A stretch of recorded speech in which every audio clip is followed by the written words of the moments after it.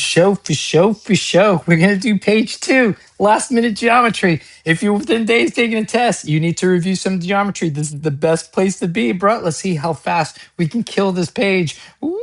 Let's take a look. We're going to be dealing with basic cube, prism, and cylinder rules. Now, remember at the beginning of the test, they do give you a formula guide. If you got that formula guide, how far is it going to carry you? A lot of it is basic information. Again, if you got a C minus in geometry, you're ready to beat down the test. You just need to review some of the stuff you kind of forgotten. All right, a cube. What do we know about cubes? All edges are going to be equal to one another. For example, I can quickly draw one. If you're not used to drawing one, start getting used to it because you're going to need to use your drawing abilities during the test. I'd say it certainly will help you with that scratchy piece of paper and your magical wand to hold a pencil. Cube has an edge length of 41 degrees. Now notice this is a question that's supposed to be on the border of medium and hard. It's right, it could be right before, it could be like the last medium question or the first hard question. So notice it telling you it has an edge length of 41 inches, and they're making it sound like it's only one edge length. But if it's a cube, that means we have squares all the way around. So that's 41, and the depth is going to be 41. Now I'm only marking 3 of them because it's 3 dimensions. You got the length, the width, and the depth. That's all you need. But we know all the other edges of 41. I'm only marking 3. Like, for example, if they ask me it is asking, what is the volume in cubic inches? Then we just take the length, the width, times the depth, or the height, whatever you want to call it. Multiply all 3 of these numbers, and you're going to get your answer. Now, take a look at your answer choice. There ain't no way 41 times 41 times 41 or 41 cubed is going to equal this. It ain't going to equal that. And you're like, oh my gosh, since I'm using my calculator. You can use your calculator. But what's going to be 41 times 41 times 41? Aren't we multiplying first 1 times 1 times 1, which equals 1? And that begins with the 1 on the far right side. So D has to be the answer. But you can use your calculator and get the same answer.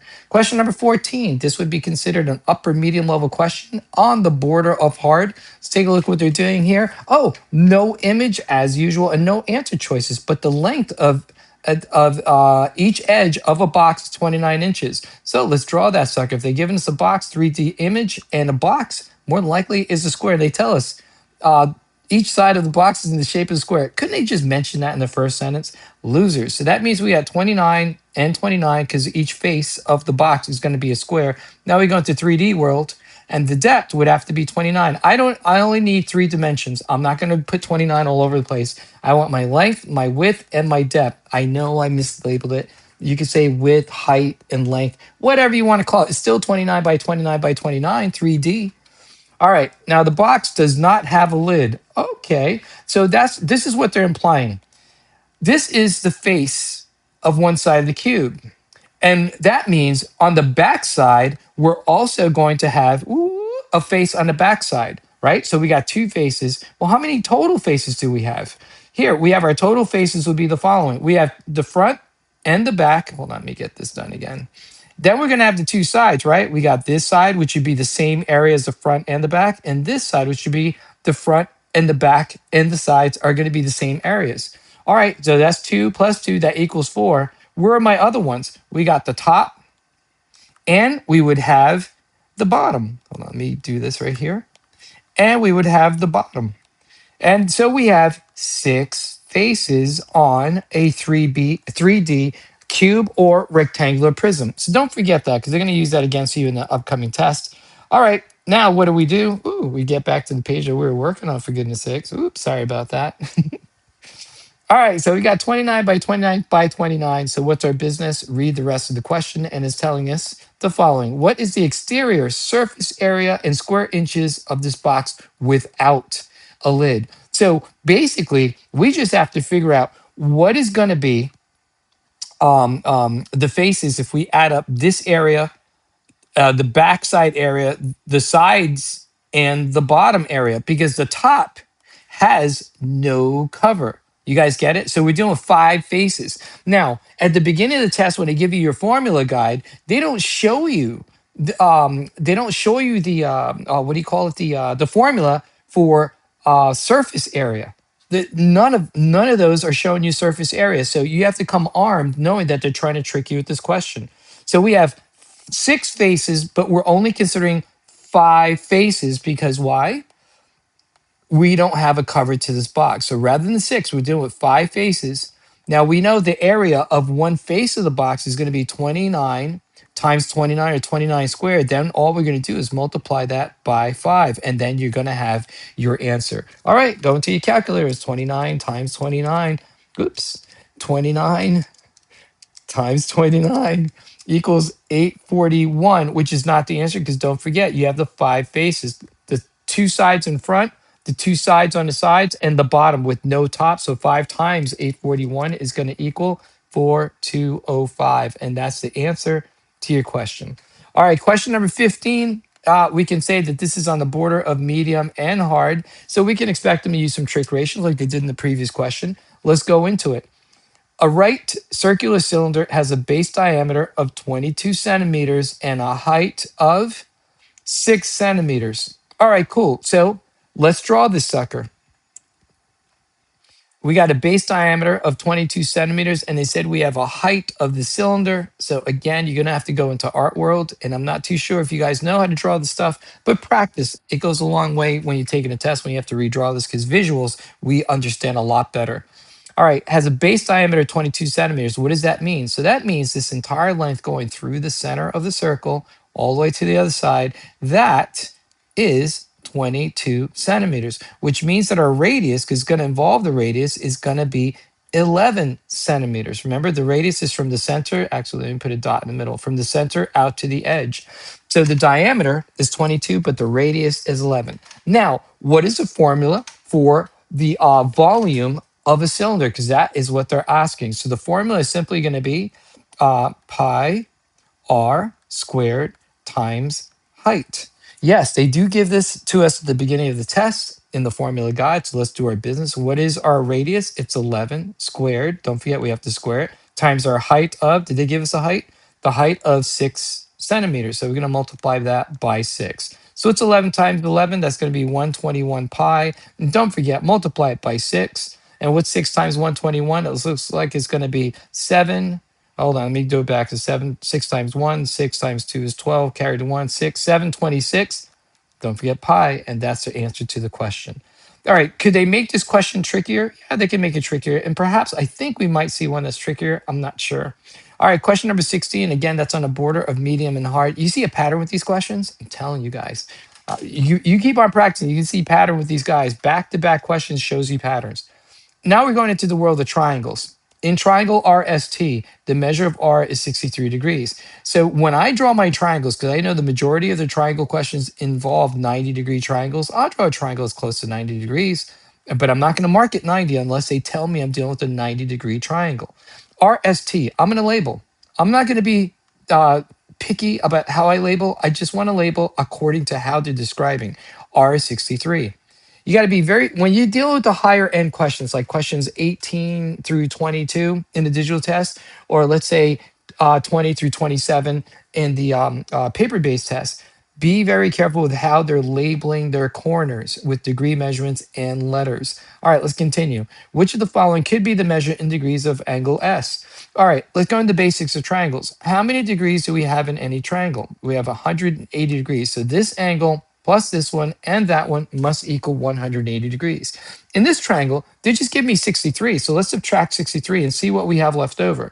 So what do we have left over? 10 minus 3 is 7. 7 minus 6 is 1. We have 117 degrees left over that must be split between this corner and this corner. Doesn't matter. It's just got to be split. However way, it's got to be split. I don't care if you're using decimals. They both, S and T, have to equal 117. Now, which of the following could be the measure of degrees of angle S? It's got to be A, because if angle S is 116, then we could have an angle measurement of 1 for angle T. We add up 63, 116, and 1, it's going to equal 180 degrees. Now, if I were to use B or C or D, right? If I added 116 plus 118, let's scratch these guys out.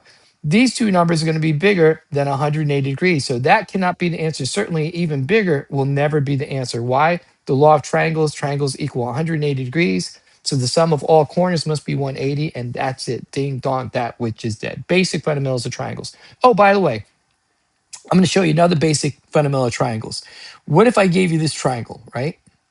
And I say image not drawn to scale, like you can't trust the image. I think we had that in a question before.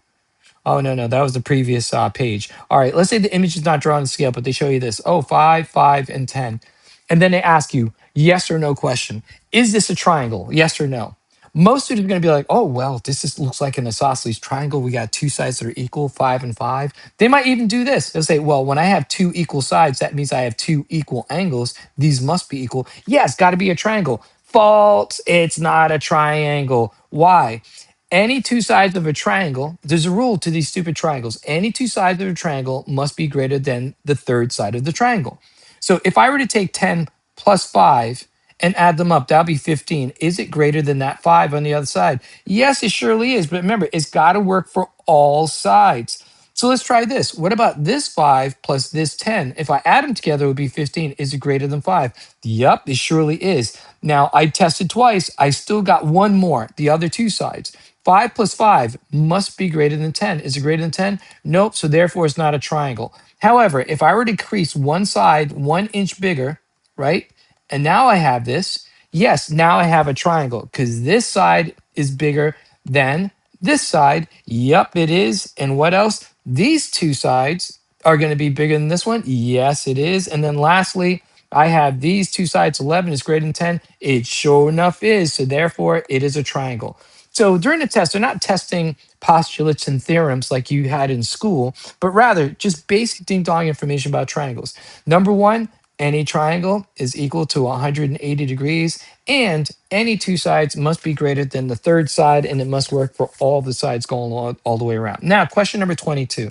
This is certainly going to be a hard question. Let's say this is the last question of an SAT part one or part two. Doesn't matter. They'll ask these type of questions.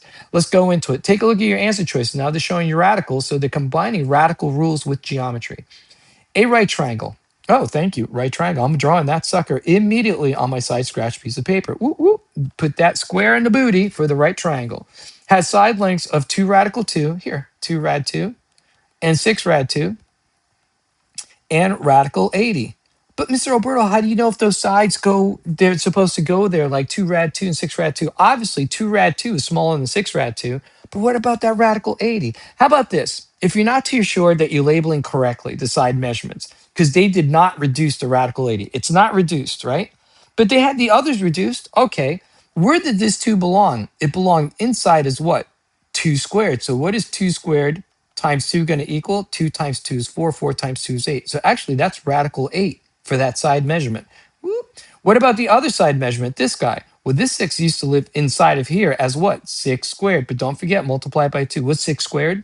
36. What's 36 times 2? 72. So that was radical 72 at one point. And then we have radical 80. So we do have our side measurements. They do match up well. All right, once we understand that, I just showed you something extra about radicals that they're trying to use against you in this particular test or question, I should say.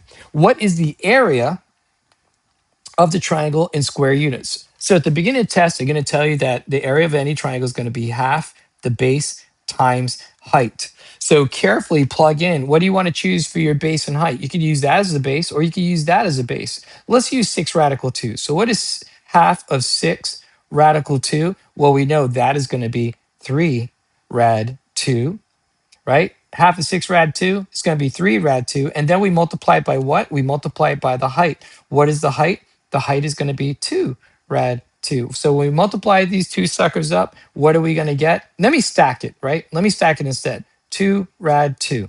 When I do multiply these guys, be careful. What is 3 times 2? That's going to be 6. Now, what is rad 2 times rad 2? The radical disappears. It's going to be 2. We multiply those two guys, we get 12. Now, I know you guys are saying, well, I use my calculator. I didn't do it longhand. That's completely cool. But, you know, there are going to be times when you're going to want to use longhand. But if you trust your handy dandy calculator, do it all day long and get your answer in and out of this particularly hard question, which isn't particularly hard. It's just most students answered incorrectly. All right, now we go into the world of radians. Now, radians is a word that's used instead of using the word degrees. I'll put degrees in red. So somebody in ancient Greek times said, "Oh, this degree business, let's change it." Why am I using a British a British accent for ancient Greek people? I'll continue. Oh, degrees. I have a better idea. We could take degrees and turn it into radians. Well, whenever you see radiance questions, right? Anytime you see a radiance question, get it plugged into your head because they're not going to give it to you in a formula guide. You're either going to be taking pi over 180, or you're going to be taking 180 over pi. Again, whenever you see the word radians in a question, you're going to be dealing with pi over 180 or 180 over pi. How do we deal with those? By multiplying. You're going to be multiplying something by pi over 180, or you could be multiplying by 180 over pi. I just said it like 4 times, so it sticks a little bit better in your head. But if you use a pencil and you work with me on this, then you're going to be better. Now, this is a question number 22 because it's testing layers of math fundamentals that maybe you've gotten a little rusty and dusty over.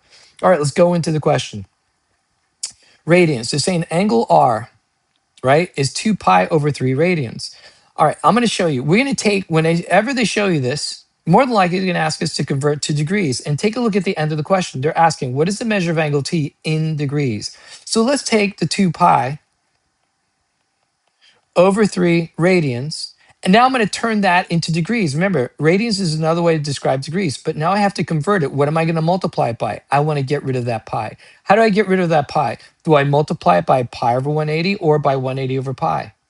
Yeah, multiply it by 180 over pi. I think some of you guys might remember this from school. If you don't, you don't have to do this question. If you see this question, they're only going to ask it one time out of both sections of the exam. All right, let's do some multiplying. Let's get rid of the pi's. They cancel out. All right, we can reduce this 1, and this will reduce to 60. Okay, so I got 2 over 1 times 60 over 1. So what's 2 times 60? That's going to equal 120 degrees. So that 2 pi over 3 is 120 degrees. Now, if we read the rest of the question, the measure of angle T is 5 pi over 12. Let's take that 5 pi over 12, and we're going to turn it into degrees. So we're going to multiply it by, again, 180 over pi. And what is that going to equal? Well, we can see we can kill the pi's, right? They cancel out. Oh, 12, does it go into 180? Yes, if it's the SAT, more than likely it's going to go into 180. So that's going to be 1. And how many times does 12 go into 18? 1 time. And we carry over the 6. How many times does 12 go into 60? It'll be 5 times. So therefore, what is going to be 5 times 15? That's going to be 5. Oops, let me put it in blue. 5 times 5 is 25. Carry the 2. 5 times 1 is 5. Plus 2 is 75. And that's going to be 75 degrees. Hoo-hoo. All right, we go into the question one more time. The measure of angle R is 2 pi over 3 radians, which we know is 120 degrees. And angle T is 5 pi over 12, which is 75. But they said the measure of angle T is 5 times greater than the measure of angle R. So if this is angle R, and this is angle T, but they said angle T is, it's not angle T, but they said is 5 pi over 12 radians greater. So we have to add these two suckers up. So we got 5, 9, and 1. Our answer is 195. Woo! All right. So that's one way of doing it, breaking it down into pieces. The other way of doing this question is taking our 2 pi. You know, it's better to just plug this into your calculator if you know how to do it. Now, my handy dandy Gabby, the queen of Desmos, she said, oh, you can put this into Desmos. So if you're really good at using Desmos, you can do this also. If you set it up this way, right? If you add this, because they're saying that angle T is 5 pi over 12 radians greater than the measure of angle R. So that means we have to add these together. But don't forget, when you're adding fractions, you need common denominators. So this guy, I'm going to have to turn into 12. So that's going to be 12 because I multiply by 4. But upstairs, I got to multiply by 4. So that'll be 8 pi plus 5 pi over 12, which is going to equal 13 pi over 12. And what would that be? I'm going to convert it to what? To degrees. And what do I multiply by to convert it to degrees? So I want to get rid of that pi, 180 over pi. And I can see that the pi's are going to cancel out. 12 will go into 180. That'll go 1 time, carry 15. So what is 15 times 13? 13 times 15 equals what? Our answer, which is 195. Yep. Either way you could do it. One way or the other, you still get the same answer. But notice, this is a question that most students are answering correctly. And it could be perhaps miskeying information.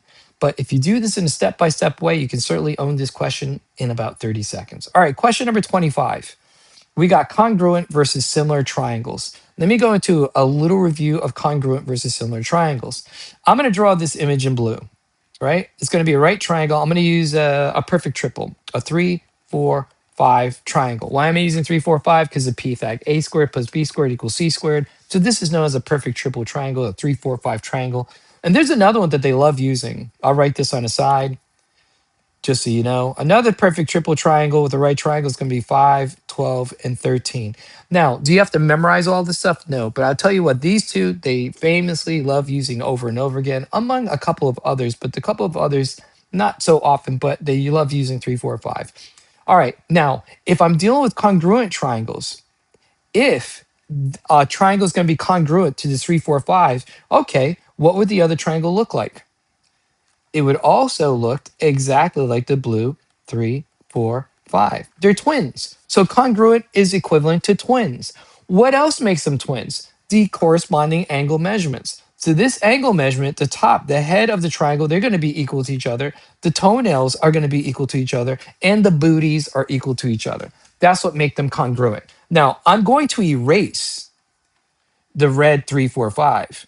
Now let's talk about similar triangles. What would make the two triangles similar?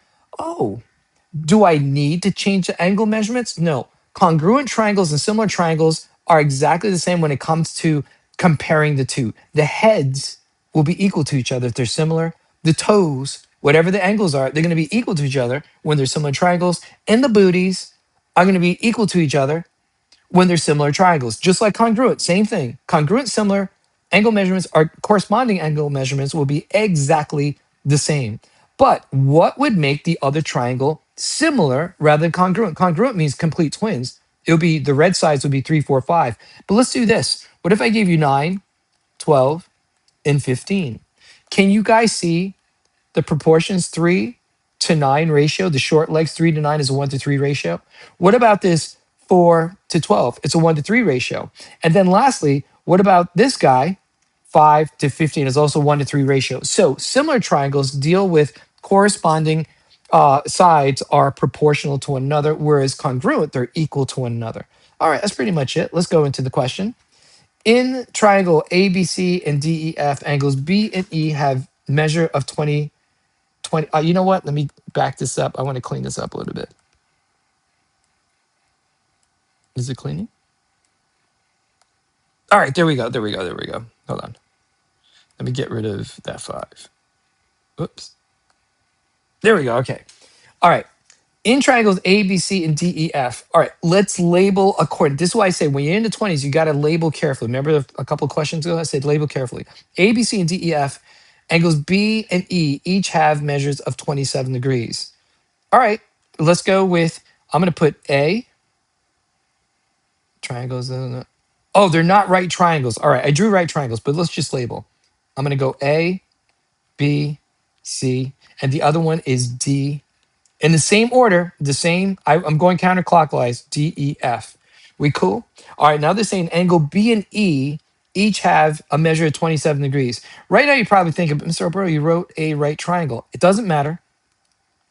Doesn't matter, because triangle rules are triangle rules. No matter how they slice it, they can't lie. Here, actually, let me use black. So they told us they're equal to each other. Remember, the angle measurements are going to be the same for each other, whether they're congruent or similar. Now we continue. And angles C and F each have measurements of 41. So C is 41 and F is 41. All right, straight. So at this point, actually, let me erase this measurement and this measurement. At this point, our two triangles, they could be similar or they can be congruent. We can figure out what the green angle is. Right now, for both of these triangles, we can figure out what the green angle is. All we have to do is take 180 and subtract your 41 plus 27, which is 68. We could subtract that 68. Let's just do it now. 2 and 17. So it'd be 112. 112 and 112. There. Just from the information they gave us here, that's what we can figure out. But how do we know if they're similar or congruent? Remember, congruent, they mean exactly the same, and similar means they have proportional sides. Now the question, which additional piece of information is sufficient to determine whether triangle ABC is congruent to triangle DEF?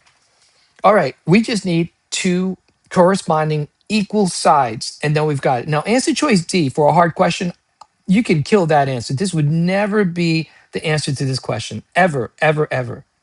Because if it's a hard question and a student doesn't know what he or she is doing, they're probably going to answer D. Do you think College Board is going to allow a freebie answer? No, not at all. This is a hard question meant for students who know this business, so they have to do some work. All right, let's take a look at the other answer choices. Could it be C, the length of sides BC and EF?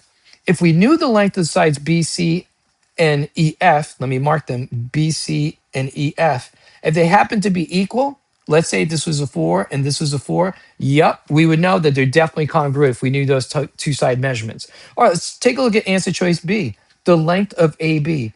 If we only knew the length of AB, and I'll put this in yellow, we wouldn't know what the length of DE is. We don't have additional information. It could be 3 or it could be 6. So it's a 1-to-2 ratio. So B is not sufficient. What about A, the measure of angle A? No, we got the measure of angle A, right? We said it was 112, 112. That still wouldn't tell us that the two triangles are congruent. It's not enough information. But if we certainly had this side and this side, if they were equal to each other, yes, then C would be our answer. Ding dong, that which is dead. All right, next one. Oh, by the way, if they had asked this question, they asked, hey, what additional piece of information is sufficient to determine whether the triangle is similar, right? If it's similar, it would be the same answer. That's it. If we had the measurements of those sides, like for example, if we had the measurement, they said it was 4 and 8, then it would be a 1-to-2 ratio, and we're good to go. All right, question number 9. Right triangle LMN. All right, I'm drawing that right triangle L. Right triangle L M N. Now, you see how I immediately started labeling? Because this is question number 9. It's like on the border of easy to medium. So it's not going to be that hard or tricky. So I can trust my drawing. If it was higher, let's say the question 16 through 20s, then I'm going to be very careful labeling because they like to switch gears on me. So the right triangle LMN and PQR are similar. All right, let me do PQR, do a different color. I'm going to make it a little bit bigger. Since they're similar, that means one is going to be smaller than the other. P, I'm going to label it in the same way. P, Q, R, right? I did it counterclockwise. You could do it clockwise. Just follow the same pattern the way you label. Okay, where L and M correspond to each other. So, where L and M correspond to P and Q. So this angle, L and M, corresponds to P and Q. Yep, we got it. We got it labeled correctly. Angle M has a measurement of 53 degrees. Oh, I put it as the right angle, but it's okay. I'm just going to pretend this is 53 degrees. Actually, let me put it in yellow so it doesn't look too ugly. Okay, so therefore they're asking, what is the measurement of angle Q? Well, if we have similar triangles, then we're going to have matching degree measurements. So if M is 53, that means that Q must also be 53. So therefore the answer is just B. Bang! Basic ding-dong rules of similar and congruent triangles. Here's another thing. What if they told us that the two triangles were congruent? We'd still get the same answer. You guys got that? Because the angle measurements for congruent similar triangles, it'll be the same all the way around. They'll be corresponding, they'll be matching to each other. But the difference between similar and congruent are the side measurements. One more time. If this is 3, this is 3, that's 4, that's 4, that's 5, that's 5, then it wouldn't match with this question for similar. It would match with congruent. The same answer would apply, 53 and 53. Or let's say the side measurements were 3, 4, 5 for one triangle, and then the other triangle we saw, check this out. Oops, I got lag. All right, ready? 3, 4, 5, but they show us 6, 8, and 10. Still, the answer is going to be 53 and 53, even though they are similar triangles because they're corresponding measurements. This is a 1-to-2 ratio, 1-to-2 ratio, 1-to-2 ratio. All right, let's go into question number 18, which is considered a hard question. How hard can this sucker be? Let's take a looky-loo. Again, we're dealing with similar triangles.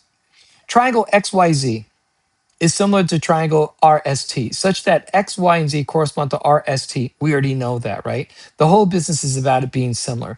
So if they're similar, we have corresponding sides are proportional to each other, not equal to each other. That's what similar means. And now it's a deeper question, so I'm going to label carefully. Let me just draw a right triangle. I love drawing the right triangle. The shape of right triangle, because they love their questions to involve right triangles. But since they're similar, I'm going to make one a little bit bigger than the other. It's like little brother, big brother, right? They share the same DNA, which are the angle measurements, but different side measurements that are proportional because they're related to each other. Big brother, little brother. X, Y, and Z. And the angle of Z is 20 degrees. X, Y, Z. All right, let me just label X, Y, Z. I went counterclockwise. Correspond to R, S, T, counterclockwise. And now they're telling me that Z is equal to 20. So I'm going to label 20. If Z is equal to 20 degrees, that means T must also be equal to 20 degrees. We cool? All right. Then they give me additional information about the side measurements. 2 times XY is equal to RS, right? 2 times XY is equal to RS. So let's just put XY equals 5. So what is 2 times 5? It would equal 10. So RS would be 10. You see there's a 1-to-2 ratio now? Yeah, so that's what makes it. They're confirming with what I underline agreeing that this is a similar triangle. Now they're asking, what is the measurement of angle measurement T? Oh, well, if Z is 20, then T must be 20 and T. That's it, man. It was an easy question, but why was it a hard level question? That means previously in the PSAT or previous SATs that were given this question, most students answered this question incorrectly, and that's why they put it deeper into the test. All right, guys, we just crushed this portion of your study. If you have any questions, you can contact me. Woo, woo, woo. Like, comment, share, subscribe. You should certainly subscribe because if you do subscribe, you're alerted to extra videos that'll be coming around the corner. And I hope this channel stays up. I just got wind that possibly some people may not like it and might say it's got to come down, but it ain't coming down until you guys get down and dirty and beat down your tests. Take care. Next time.